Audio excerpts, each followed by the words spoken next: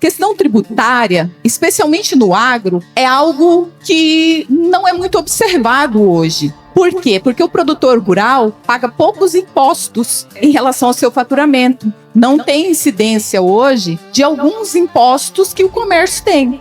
ICMS, por exemplo, nem a soja, nem o milho, nem o gado tem incidência de ICMS, não é pago. E a reforma tributária traz uma mudança em relação a isso. Então, o que eu tenho dito, são dois grandes setores que vão sofrer impacto, que vão ser impactados com a reforma tributária. O setor de serviços em geral, terão, isso a gente pode dizer com tranquilidade, os serviços em geral terão um aumento significativo da tributação. E o agro não necessariamente aumenta. Em muitos casos, vai ser verificado redução.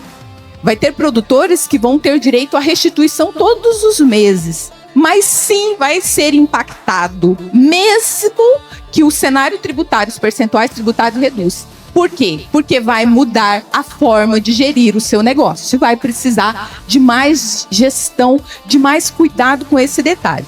Eu tenho um cliente, falando em cuidado, que hoje está num patamar totalmente diferenciado, que há muitos anos atrás, quando eu o conheci, ele dizia essa frase: Deus e o diabo moram nos detalhes. E isso, assim, eu costumo repetir essa frase dele, porque isso faz muito sentido para mim também. E eu vejo que isso faz muito sentido para os meus clientes. Inclusive, eu tenho a ousadia de dizer que isso faz muito sentido para os meus clientes que são os mais prósperos. E esse daqui é um exemplo dele. Ele tinha o maior cuidado com todos os detalhes, com todos os números, com todos os custos, com todos os documentos, nota fiscal.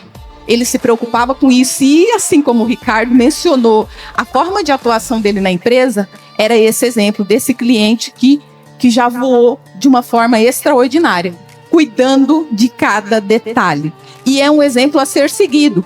E falar em impostos, falar em notas fiscais é aparentemente uma coisa chata, mas não. É a extensão de cuidar dos números, de cuidar dos detalhes. E a reforma tributária amplia isso. A reforma tributária, ela chega para todo mundo, todos os produtores. Nós vamos trazer detalhes do pequeno produtor, do produtor maior, de produtos que vão ter alíquota zero, redução, enfim. Mas o que eu quero alertar aqui, antes da gente começar a falar desses detalhes, é que a mesma reforma chega para todo mundo. Então, a administração da gestão que vai ter que ser adaptada, ela vai ser para você e ela vai ser para o seu vizinho. Então, todo mundo vai ter esse peso, né? Mas o resultado dela vai ser diferente. Aquele que conseguir fazer gestão, cuidar desse número, que é um número a mais por causa dos créditos que vão surgir agora, esse vai sair talvez melhor lá na frente do que ele vai entrar na reforma tributária agora. Quem já sabe fazer gestão, quem já está acostumado com isso, já entra em alto nível na reforma tributária. Quem ainda não aprendeu, é a oportunidade de aprender agora. Deixa eu chamar a atenção para esse ponto aqui. Ninguém vai fazer isso por você. Eu sou contadora, sou advogada tributarista e sou um exemplo de profissional, como outros que tem por aí, para ajudar nessa jornada, né? Uma jornada que está relacionada à precificação, a comprar adequadamente, porque a reforma traz créditos, não é mais como hoje. Não deixe que um profissional não aguarde pelo contador. Não contratei um consultor, ele vai resolver tudo para mim. O meu contador vai resolver tudo para mim. Isso é o maior engano, gente. Isso não é verdade. Você vai contratar, sim, profissionais. Você vai buscar os recursos que você precisa. Esses profissionais vão trazer direcionamento, vão trazer informação, vão dar treinamento para a sua equipe. Mas eles não vão fazer negócios por você. Porque os negócios acontecem na mesa todo dia do gestor. E isso quem vai fazer é o produtor. Então, sim, o produtor precisa compreender o básico para saber lidar, para saber negociar. Aí nós temos o lado bom, que vai ser aos poucos, a gente tem tempo de se adaptar. O lado ruim, que a gente vai ter que ficar cuidando dos dois tributos ao mesmo tempo. Eu vou só destacar aqui, talvez o produtor fique perguntando, mas o que isso muda para mim na prática? Porque o produtor hoje, em regra, ele não contribui, nem PIS, nem COFINS, nem ISS. Então o produtor não se preocupa com isso, como eu falei no início. E agora vai se preocupar. E aí, imposto de renda, gente, continua tudo igual. O que o produtor se preocupa normalmente, alguns produtores buscam um contador até uma vez no ano, né, para fazer a declaração de imposto de renda. E aí o produtor tem que fazer uma coisa chamada livro caixa da atividade rural, certo? O ideal é fazer isso mensal, que os nossos clientes a gente faz mensal, é o ideal, mas a maioria dos produtores faz anual. Isso, gente, imposto de renda não mudou nada. Em relação ao imposto de renda, apuração do livro caixa, tudo isso continua igual.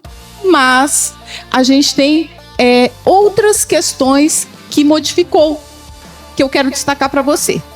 Primeiro, no aspecto do imposto de renda, o livro caixa continua tudo igual. Porém, foi criado imposto de renda mínimo sobre as altas rendas. O que a legislação tratou sobre imposto de renda sobre altas rendas? Quem tem rendimento acima de R$600 mil vai ter incidência de um adicional de 10% desse imposto de renda mínimo. Ele é parecido com como se fosse imposto sobre grande fortuna, sabe? Que tem uma promessa de regulamentar, nunca regulamentou.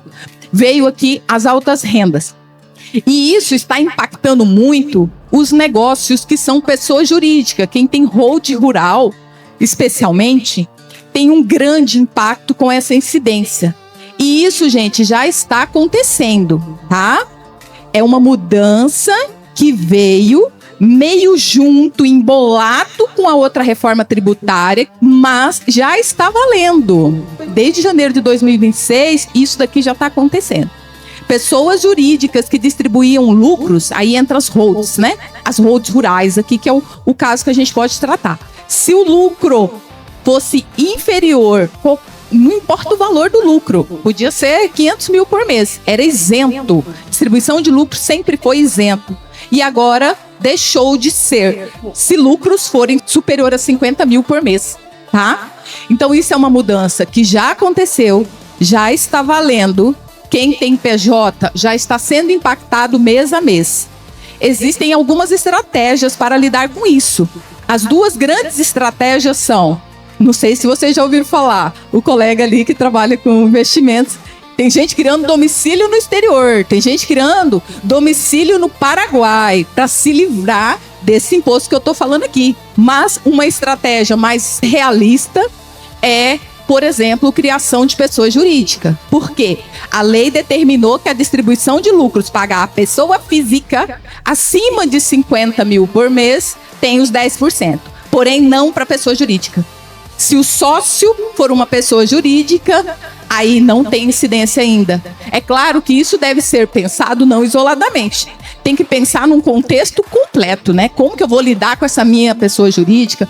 Qual o planejamento, de repente, sucessório que eu vou fazer nessa pessoa jurídica? Não é brincadeira isso. Não podemos adotar nenhuma estratégia societária pensando só em tributo.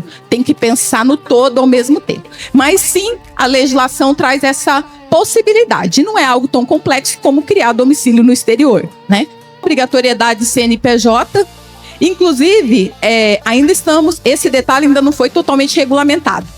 Mas o produtor que trabalha como pessoa física vai ter um CNPJ técnico. Não é uma empresa, gente, não é uma empresa. É um CNPJ técnico, substituindo a inscrição estadual. Aí no arrendamento, o colega, ali pode ter 2, 3. Eu tenho clientes que são irmãos, 3 parceiros rurais, 4. São parceiros, exercem atividade rural em parceria. E aí, tudo indica que a parceria vai ter um CNPJ específico para parceria. Então, eu sou produtora rural, no CPF, não estou exercendo atividade rural pela minha hold rural. Eu estou exercendo na física. Eu posso até ter a hold rural com os meus imóveis, mas o exercício da atividade rural é na pessoa física. E tem uma parceria. Aí, nesse caso, provavelmente vai precisar de um CNPJ para parceria. Então, eu vou ter um individual, vou ter um com o meu parceiro. Então, isso vai organizar mais. Parece assustador. Nossa, mas um monte de CNPJ. Não. Na nossa visão técnica, vai melhorar. Porque hoje é uma bagunça. Porque quando o produtor tem parceria, aí fica aquela confusão. Pega a nota, tem como pegar a nota no nome dos dois. A nota tem nome de um só. Aí você tem que ficar justificando. Aí a receita vai ficar confusa, porque os dados da nota não batem com os dados que você informou no livro caixa. Então, isso é um ponto que vai organizar as parcerias rurais. Outro ponto importante também sobre a reforma é a questão do comodato. Imóvel na holding e atividade na pessoa física. esse é um ponto interessante para quem tem holding, é um ponto desafiador. E aí, a primeira versão da reforma tributária, ela assustou um pouco nesse ponto. Por quê? Porque dizia que se houvesse comodato do bem da pessoa jurídica com a pessoa física, por quê? A pessoa física integralizou os bens na holding, quem tem holding aqui sabe exatamente o que eu estou falando. Integralizou os bens na holding imobiliária patrimonial, e a pessoa física continua exercendo atividade como pessoa física. Ah, mas por que ele não passa para a pessoa jurídica? Seria o mais lógico. Do ponto de vista tributário, a maioria das vezes não compensa. Compensa continuar na física. Ok. Mas e aí? Como que a pessoa física está exercendo atividade rural em cima do imóvel da pessoa jurídica?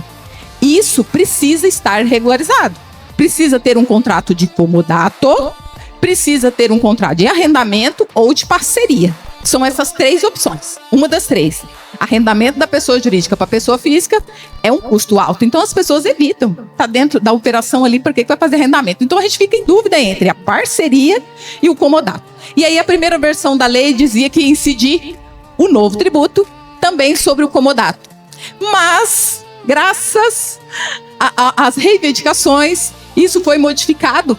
Agora, já no início desse ano, saiu a Lei Complementar 227, já mudando a Lei Complementar da Reforma Tributária do ano passado. Ela já está cheia de risquinhos lá, com mudanças.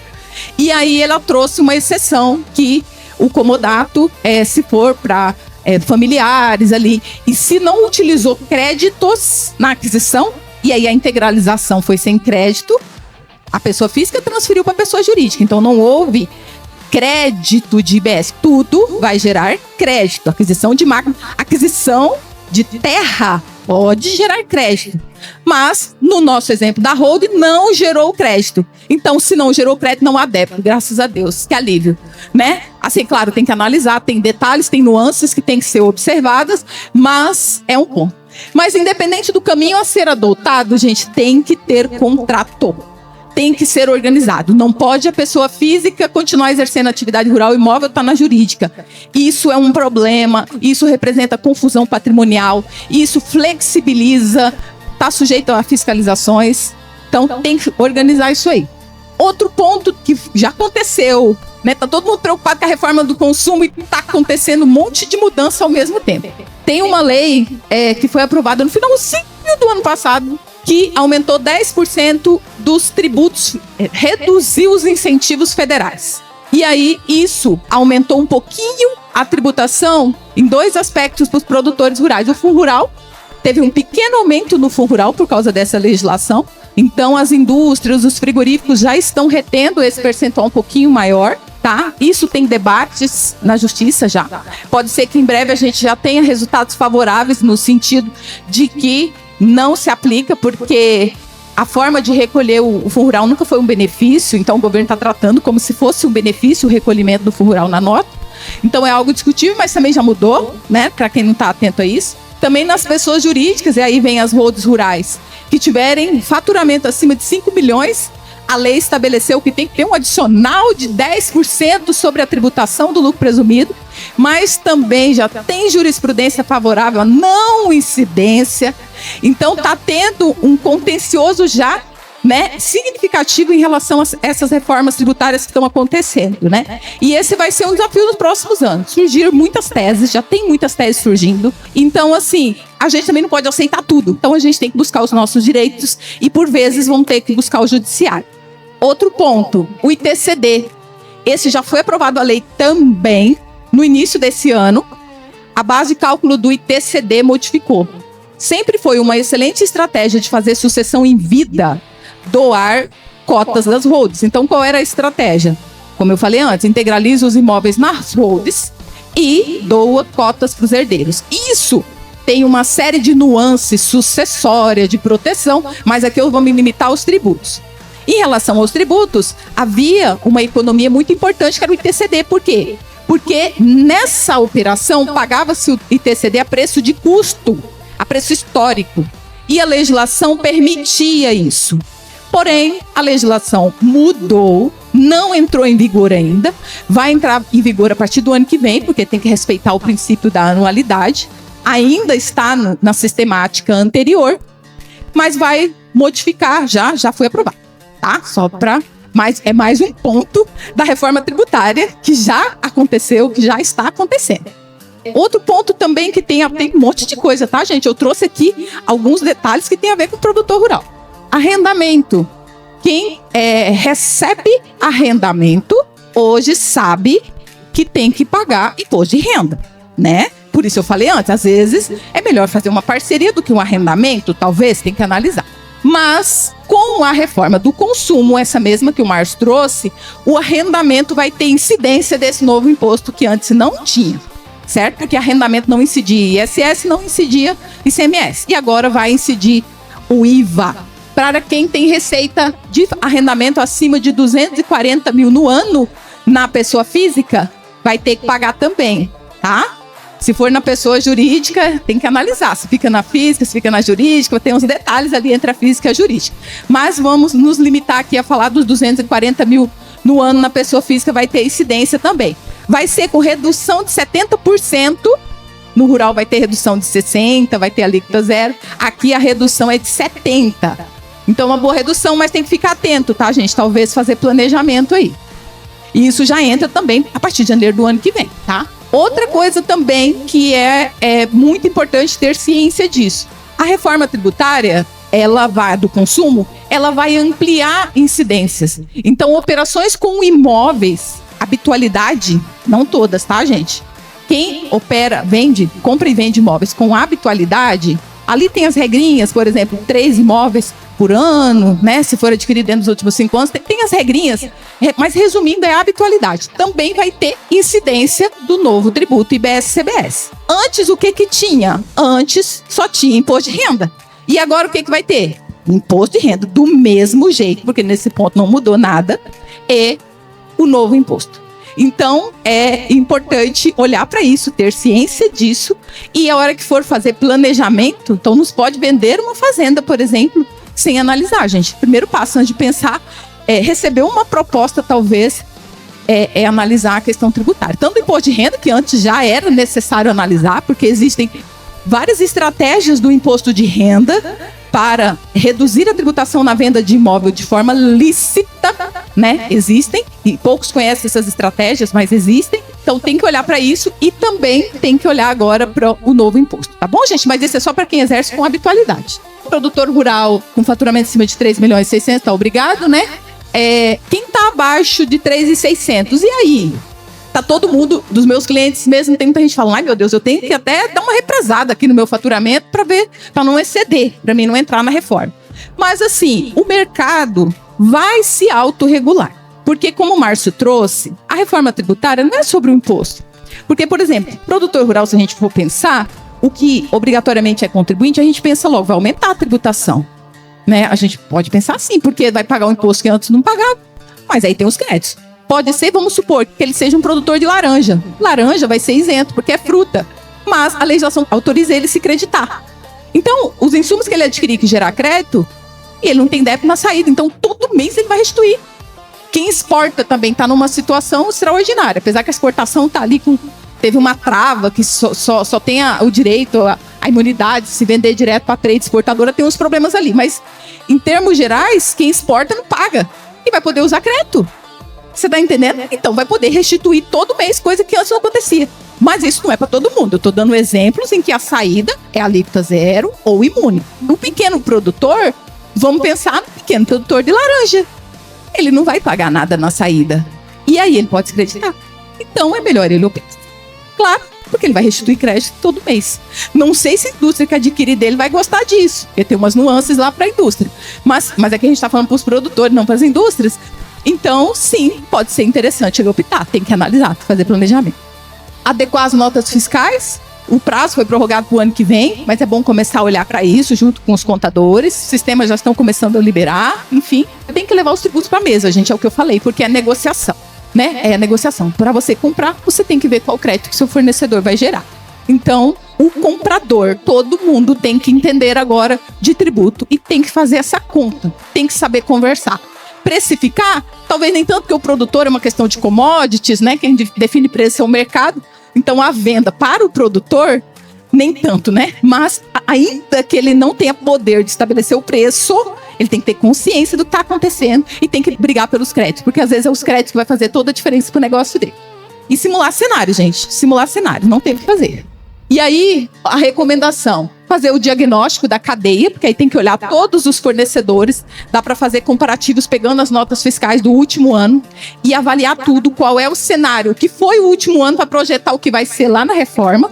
Isso é muito importante. E simular já como que vai ficar as margens, comparar todos os cenários, do hoje e o depois. Talvez repensar a estrutura societária, né? Pode ser uma estratégia, pensando na incidência também do imposto de renda sobre as altas rendas, talvez reestruturar ou estruturar, ou readequar o que já foi estruturado, pode ser uma solução, sim, e continuar fazendo o acompanhamento até 2033. Como muda todo ano, gente, então todo ano tem que estar cuidando, analisando e revisando, né? Então, todo ano tem que cuidar disso.